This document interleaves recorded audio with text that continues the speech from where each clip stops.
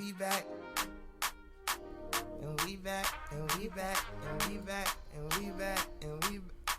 Hey. And we back, and we back.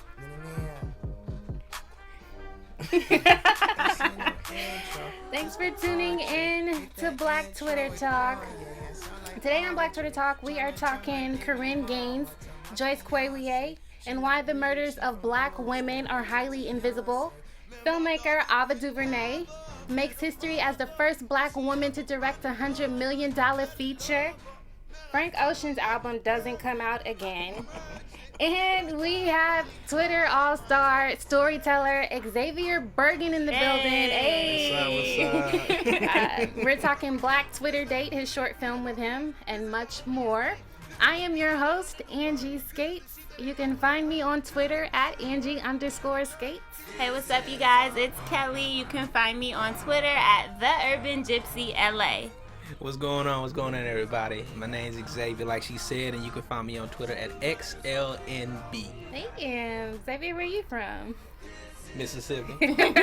Down south. You got that country twang I like. A little twang. You like that Chance the Rapper coloring book album? Hey, man, that stuff was absolutely amazing, honestly. It was, like, very prophetic, and then just, like, had that old church stuff vibe to it. So I was in it. I was feeling it, man, just because I felt like that was kind of where Kanye was going with his. That's what he tried to do, I think. Yeah, he didn't actually hit the mark on that. On a couple songs. Maybe. He hit it, but I still got Chance in rotation. Yeah. Heavy. Yeah, for sure. So, let's just get right into it. Corinne Gaines and Joyce Quier. These are, their cases, the details around their cases are very different. But they were both murdered recently at the hands of the police. Let's talk about the details surrounding Corinne Gaines' case first. She's 23 years old. She was shot and killed in her home with her 5-year-old son there. He was also shot too, but he survived. We know that SWAT was there at her home to serve a traffic warrant, which is highly unusual. After the murders, or prior to the shooting, the police had her social media accounts disabled. And there's not a lot of support for her in the community. Or the only people that I hear talking about it are other black women. What are your thoughts? I initially think a lot of the issues came with them releasing that video with her interaction with the police prior, because it made it look like she was in the wrong already. And I think you kind of questioned her mental stability, so that became the focus of the conversation. Like, is she mentally stable? And also her using her son as a barricade, or like him as a hostage. Like the language around the media was saying as if she was in the wrong, so nobody was even looking for the details of the case. We were just like, we already put her as she did something. They always do that, but black women, people in the community, they step up still and say it doesn't matter what the details around the case are. That person did not deserve to die in that situation. There have been many other situations where the police have been able to de-escalate and take armed suspects into custody without killing anyone. So I think if she was mentally ill or, had issues with that, then we should be looking at this with a little bit more detail. What do you think? I mean, honestly, the whole thing is like, if she was mentally ill, then it's even more like problematic that they came in this way with them. And one of the things that annoyed me with this is talking about like should have complied and all that type of stuff. And you take it back to Cliven Bundy with his ilk, who took a government building, and they held that up in the police, and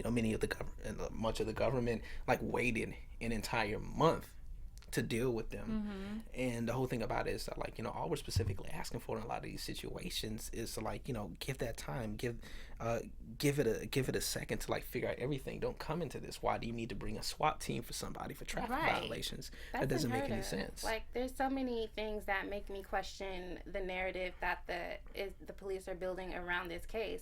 Which is interesting that so many people just went, well, they said this and they said this. Well, they say a lot of things, and we always question every other case, but for some reason this time people just like wanted to go with the story. Right. We had one of the things come out automatically that about 72 hours later, it came to find out that they lied about just going in there with the key. There wasn't a casement in the busting in the door. Kicked the door Ended up kicking the door in. Waving the full floor. And I think one of the big problems I had with it more than anything else is when you take it back to, Eric Garner, when you take it back to Philando, when you take it back to Alton, when you take it back to Mike, Tamir, all of those, black men who were dealt a terrible blow and lost their lives, is that regardless of what they were doing, and for a lot of them it was nothing. Nothing in their past should have led to their deaths. And there is no, I had a problem with a lot of, not only white folks, but also, a lot of black men as well, who took that video of her being rude to a police and, put that up as the forefront. Whether or not you felt that was a reasoning for her to die, which it isn't, that is completely irrelevant to this conversation. And it's not something that we should have been focusing on in the first place. I say this over and over again,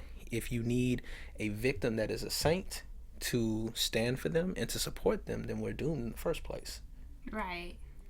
And then the whole thing about that video and just even everything about her story, the idea of everybody, I think, wanting a revolution, but when a revolutionary comes and does not take no bullshit from the police, and they're standing solid and firm in what they believe in, as far as, no, I don't have no registration because I ain't paying for registration because I don't believe in it, then we're against her. But what type of revolution are we going to have without guns? I mean, if y'all really want one, you know what I'm saying? Historically speaking, about our young revolutionaries within the culture of our context, Assata Shakur, Elaine Brown, Angela Davis, Nat Turner, Harriet Tubman, Malcolm X, Stokely Carmichael, Huey P. Newton.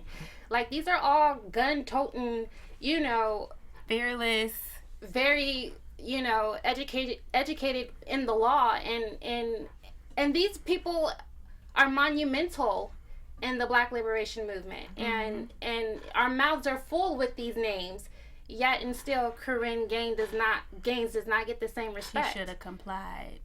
We all know what happens when we comply. Yeah, I mean, one of the things we got to understand that this is, she could have complied or not, and she still could have been, she still could have ended up dead. You talk about the black therapist who was on the ground with his hands up trying to help his autistic patient, and he still got shot, and he was doing absolutely nothing. So the idea that if someone just complies or just listens does not guarantee that they will live through the situation, and whether or not they comply or not does not mean that they deserve to die in the first place. And then it's they think because she kept saying, "Oh, you gonna have to take me away in a body bag," and as if she was creating that situation. We don't know the other backstory. She might have already had stuff going on with this police officers. Which on her social media, they were saying that it has been documented since, I think, March, that she's been harassed by the police. So it's out of context that we're seeing these videos. And even so, it should not have any bearings on the fact that her life has value. And right. It's a very, very scary precedent that Instagram and Facebook gave police the ability to be able to take off or suspend her videos when she's showing specifically what's going on. One of the problems I have with this more than anything else is that, when you have a dead victim and you don't have any video, you don't have any evidence or anything like that of that situation right there, more often than not when it comes to black people, it becomes not a trial on the cops and what they're doing, but a trial against a victim who can no longer say anything because they're gone, and that's a problem within itself. Right. I feel like Corinne Gaines was defending her black womanhood. She was defending her motherhood, and I feel like what society has said back to her is that you're indefensible. You don't deserve that. You just have too many instances where, for a lot of folks within the movement and within our community, where it's a case that there's always these conditions set upon them as to why they die or why they deserve this or not. We never, as a community, we have a lot of racists who would do it all the time. They do it with all of us regardless. But it's a problem within our community when you have these folks like women, like LGBTQ people, gay people, trans people, and we put conditions upon their lives within ourselves. And that's one thing that we cannot do. We have to be willing to support the best of us and the worst of us regardless of what you think about them. And Corinne was not the worst of us by any means, and she still deserved her life. She did, absolutely.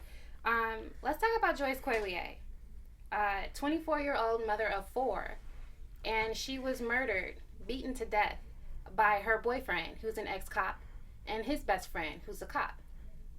The reasoning being is that she refused to submit. That was a heavy one, man. Ooh. Where should we start?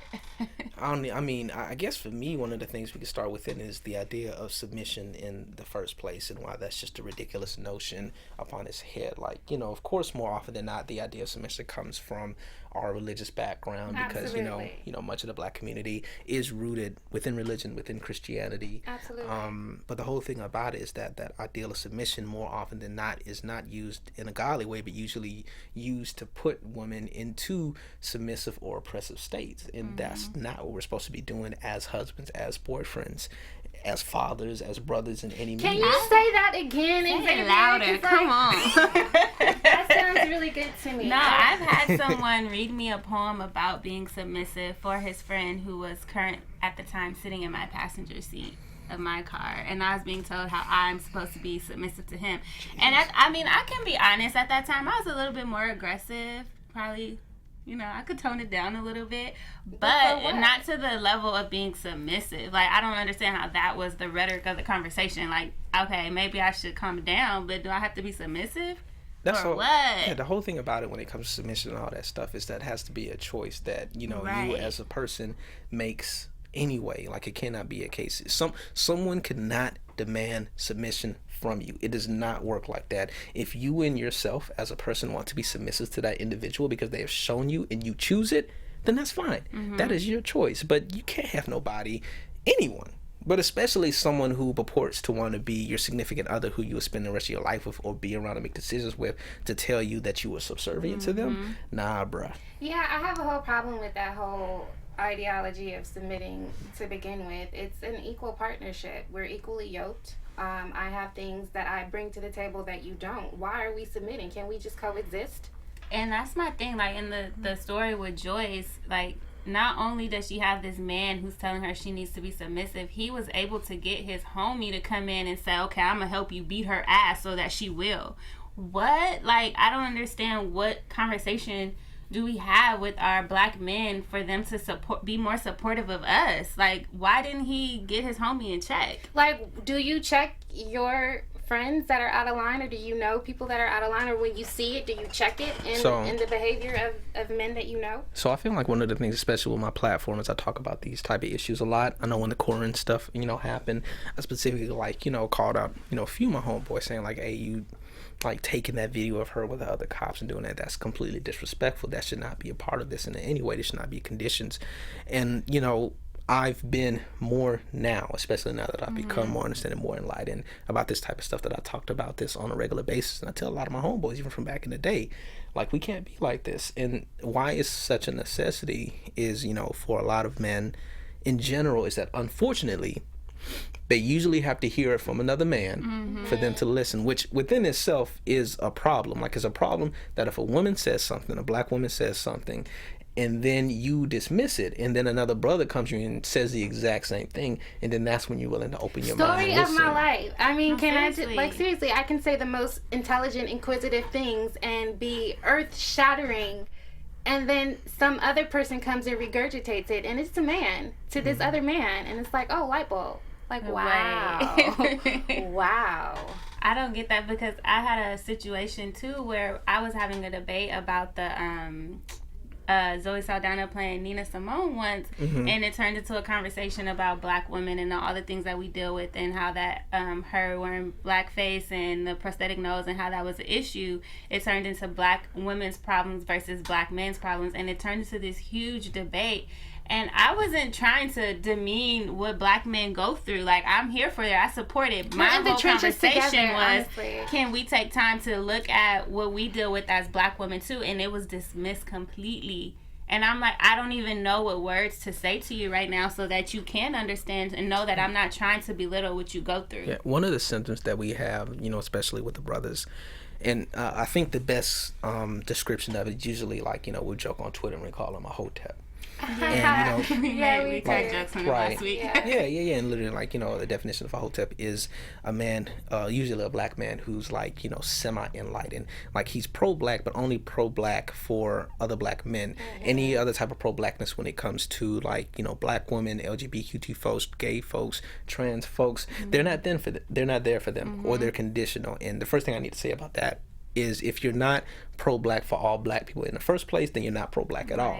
like it's all Black Lives Matter, not Black Lives Matter to a condition. Right. So because a lot of these men, like, learn some of this stuff from, like, a Tariq Nasheed or from a Umar Johnson, and what they're giving us a lot of this ahistorical ideas that are very, very slashed within homophobia and anti-woman ideals and misogyny and sexism. And then these same kind of ideas, I think, are present in the religious patriarchal tradition as well. But go ahead.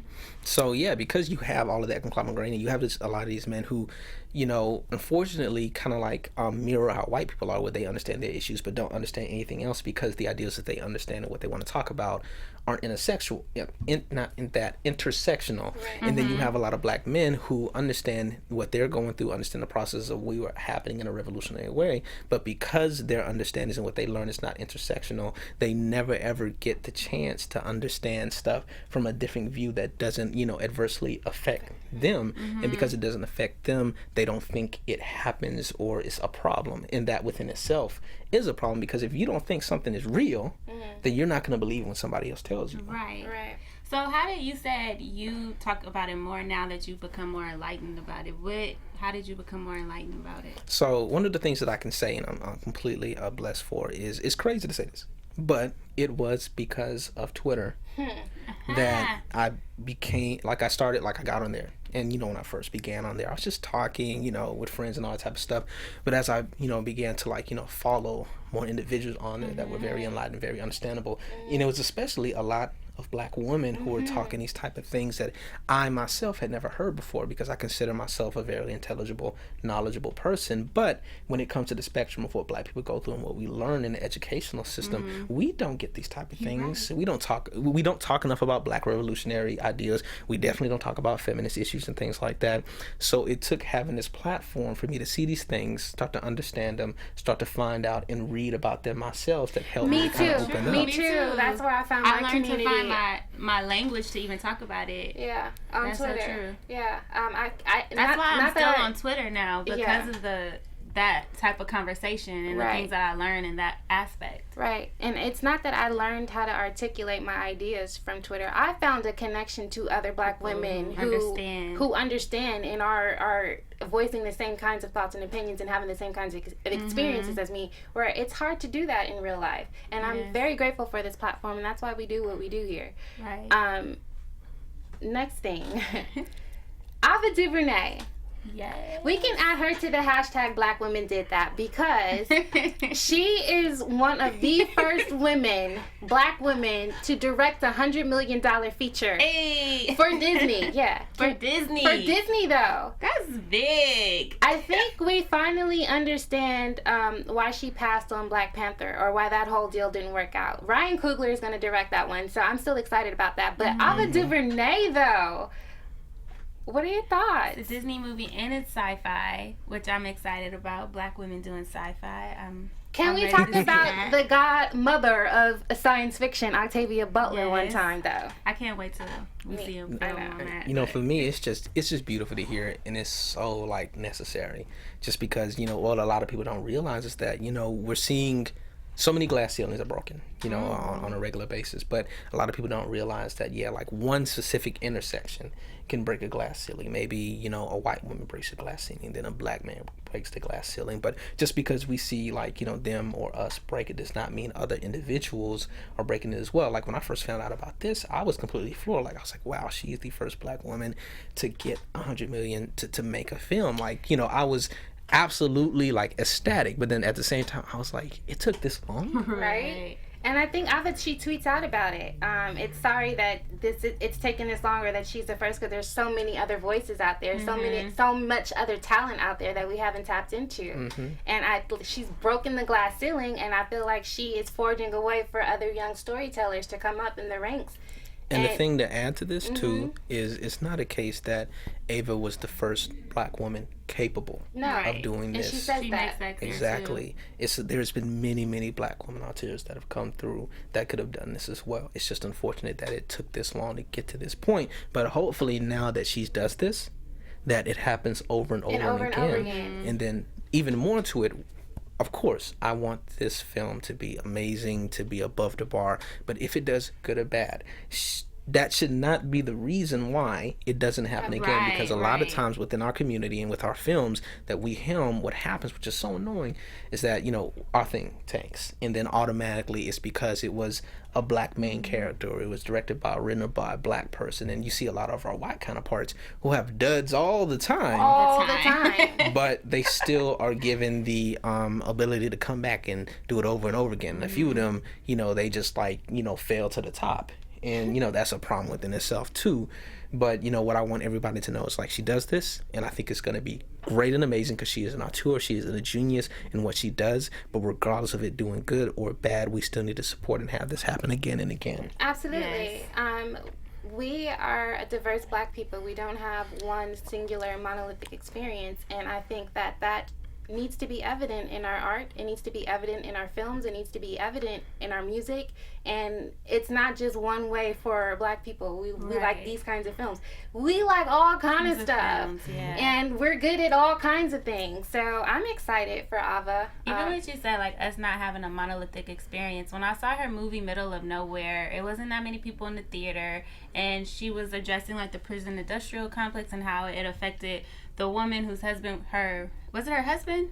Or her boyfriend? It's like her fiance. Her fiance. In that movie, there was very little dialogue. It was a lot of silence, and I feel it was brilliant how it was done. I cried so much, and I've never cried in a film that nobody's really even talking, but she left so much space for me to fill it in with my own story. That's how I feel That's so beautiful. about her first film that had a nationwide release or a theatrical release, I Will Follow, back in 2010. It was in an art house in Santa Monica, and I remember seeking this out because I was hungry for black female characters, and I heard that it was written and directed by a black woman as well. And just her characters, the story, it was so simple but so complex in its simplicity. Like, I was like, wow, I've never felt that way about a character on camera before. Like, it was an experience for me that left me wanting more. Right. And I'm excited. I'm excited for what she has coming down the pipeline. But speaking of up and coming filmmakers and storytellers, Xavier. You are a Twitter all-star. I first heard of you from your story that you did on Twitter, Black Twitter, Tina in the Gucci flip-flop. Yeah. It went viral. She's trapped in the closet. Yeah. I just read it the other day. I came across it randomly. I couldn't stop. I wanted more. I was mad when it's over. I'm like, it can't be over yet. There has to be more. And that's one of the things that I love about Twitter is our ability to share in an intimate way these stories, but they're so concise, and like it takes a very skilled storyteller to be able to capture a story in 140 characters. Obviously, it was amazing. And then you also did Black Twitter Date, right? Which is a short film. Should we? Let's take a look at Let's check it out. Let's check it out.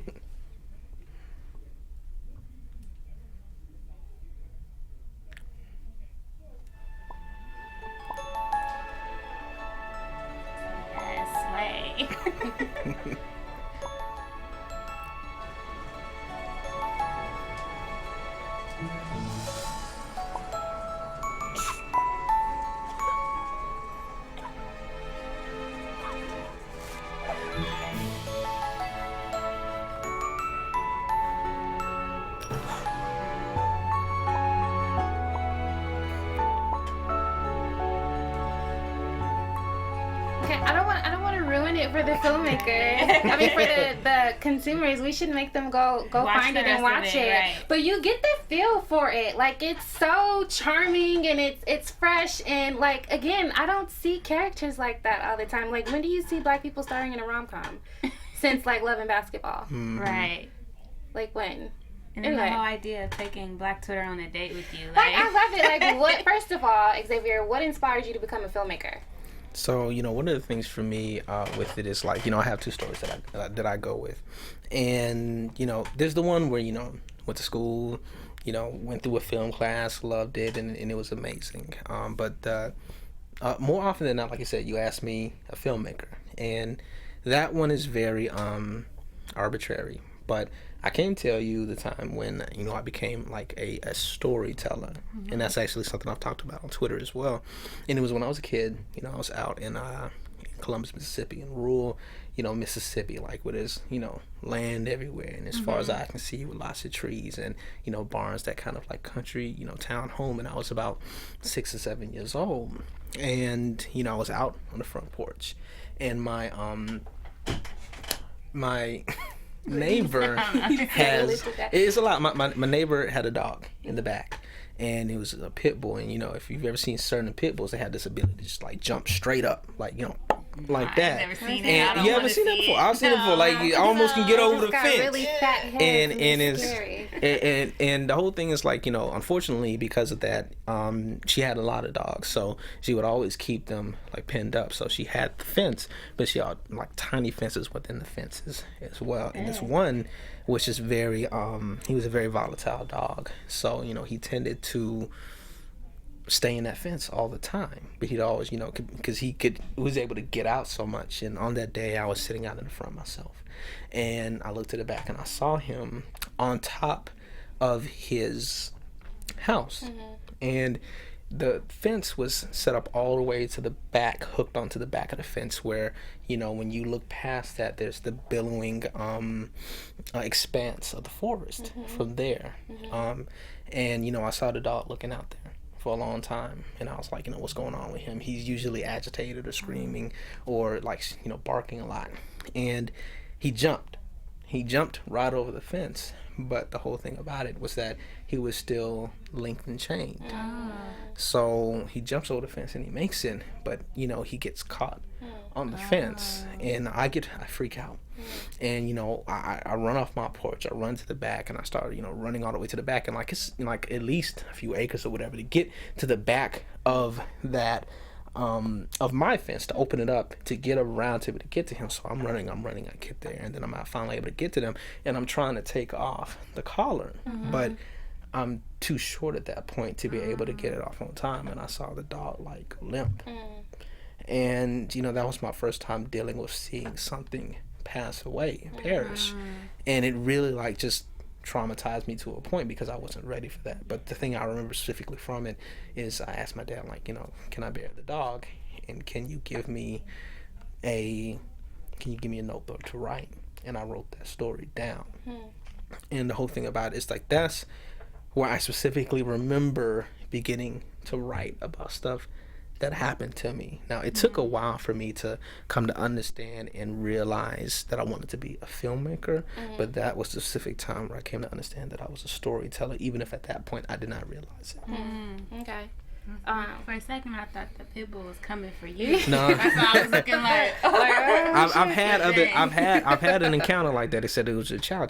So that's a whole nother thing. That's not as threatening, is it? Oh, those things, yes, crazy. they. Oh wait, what is a chow? Chow. I'm thinking of chihuahua. No, not the chihuahua. I would have just kicked that. Okay, so why make Black Twitter Day then? So one of the things with that, so, you know, I got in, so this amazing company and website named Blavity. Blavity, I know Blavity. Yeah, Hey. got in contact Blavity. with me. Like, shout out to Blavity, shout out to Morgan DeBond, who's, you know, one of the creators of Blavity. And they came to me and they said, like, they had this idea of, you know, Black Twitter going on a day. And I was like, okay, that's interesting. That's something I could do. I know a little bit about Black Twitter. And, you know, I just told them, like, give it to me, and let me just flesh out this full story of what happens with them. And I knew up front that I wanted to take the mixture of Disney and of Black Twitter and kind of, you know, bring it together. So, you know, what I wanted to make sure to create within this was that nice upbeat, you know, tone that you feel through the music and stuff, and these, you know, like cute and sweet characters juxtaposed between the raunchy and over the top tweets that we always see whenever something happens on the timeline. Right. And, you know, I feel like we ended up making something that blended those two very well. I think that one of the funniest comments I got was like someone said, "Hey man, this like a Disney production. I was like, that's right. That's what I want. Or maybe Disney will come check it for you. Right. So what are you working on? What can we expect to see from you in the near future? So, right now, one of the things is that two of the pilots that I wrote with, a few friends got optioned with a company called Riveting Entertainment. So, right now we're putting the pitch decks together and we're pitching that out to a few places. With the Black Twitter one, actually got in contact, a production company got in contact with me and wants to develop that into a series. Oh, please. Can we see that, please? I'm here for it. Totally. So, yeah, I'm looking forward to getting that one together. Then on the other side, the first Twitter story I did, Tina and the Gucci Flip Flop, I got in contact with a graphic novel artist and we're actually turning that into a graphic novel. Oh, yes! Which we're gonna therein use to build up the money to sell those as limited edition, to try and build up the money to turn that one into a a film, specifically a short film, because what I want to do is I've done those stories. I've done about 26 of them. Mm-hmm. So I've done enough, and folks keep on asking when are you gonna make one like that? When are you gonna make one like that? Mm-hmm. And for me, a Black Twitter date was showing folks that not only can I do this in the written form, but I can also do it in the visual medium as well. And what I want to be able to do now is to start giving folks those stories that I've done that they have loved and enjoyed on Twitter and bring them to a visual format. So, that's a few of the things that I'm trying to put together along with writing my feature film as well. Make sure you guys keep a lookout for Xavier's projects. We will continue to talk about it. I kind of want to get into this Frank Ocean album not coming out real quick. Again, not coming out again. Frank, what are you doing to us? I am so sick of you and your cryptic cues about when your album is not coming out. You have us on an emotional roller coaster, Frank. I think it's so funny how everybody It's funny, huh? It's funny so to you? Pressed. I think it's funny. Huh. He probably think it's funny people too. Be like, oh my gosh, your album is so good, I need another one tomorrow. No, let me go live my life and do what I want. But I think he's playing with you guys on purpose. Honestly, I think Frank Ocean is kind of like a social construct. I don't even know if he's real at this point. It's just he's a myth. He's just out there in the sphere, and he just pops up every once in a while, then vanishes away to go y'all still miss me? Okay, good. Yeah, good. To go ride on unicycles and run on rainbows like that. Homeboy is just he's everywhere and he's doing everything. And you know what? I give him mad props and I appreciate it from him, because one of the things I do appreciate are artists who say when I make something good, I let it be, and then when it's time for me to make the next thing that matters, I will make it. Right. For example, I know we are all coming crazy at Frank, but I appreciate that, because that means that we love him and we want him to make something great, and sometimes that expectations can be big. Keep in mind, Maxwell, he did his things back in the day, then he just fell off the planet for a decade, and then he just came back with not the newest album, but the last one before then. And that whole thing, they were all there, man, and we were ready and we were feeling it. So I was okay. I was I'm mad that you were leaving for a decade and going off into the nether sphere, but you came back with heat. D'Angelo did it too. So okay, Frank. That's what I mean. Because if he comes back and it's not good, y'all, it's going to be good though. Y'all gonna bash him on Twitter. Look, and Frank, then what? We don't have to be a nurse. We don't want him to. No, Frank, don't be a nurse. Frank, we know your album is good. Give it to us, please. But in the meantime, Black Twitter, if you need something to jam to, Jesse Boykin-Sturd just dropped his new mixtape called Bartholomew.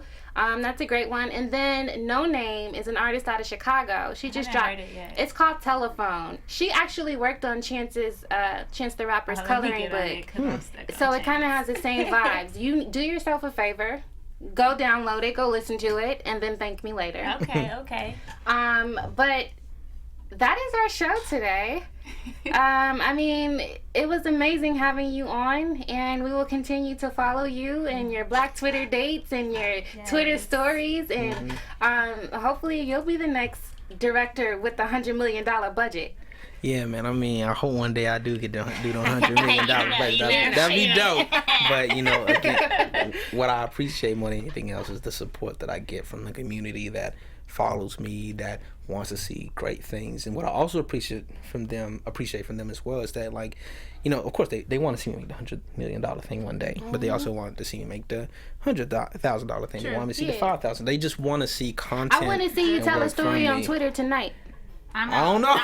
You gotta give me a second. I'm like Frank Ocean with that, man. It's gotta feel right. Well, like right. the. All right. Thank you for coming on and sharing your perspective on these topics. It was so good to have you. So good to have appreciate you. it. I am your host, Angie Skates. You can find me on Twitter at Angie_Skates. I'm Kelly. You can find me at The Urban Gypsy LA. And I'm Xavier. You can find me on Twitter at XLNB. See y'all next week. All right now. Peace. Hey. From executives Keven Undergaro, Dario Kristen, Tiana Hobson, and the entire BHL staff, we would like to thank you for supporting Black Hollywood Live, the first online broadcast network dedicated to African American entertainment. For questions and comments, contact us. info@blackhollywoodlive.com. Like us on Facebook, tweet us, or Instagram us at BHL Online. And I am the official voice of Black Hollywood Live, Scipio. Instagram me at KingXOBay. Thanks for tuning in. The views expressed here are those of the host only and do not necessarily reflect the views of BHL or its owners or principals.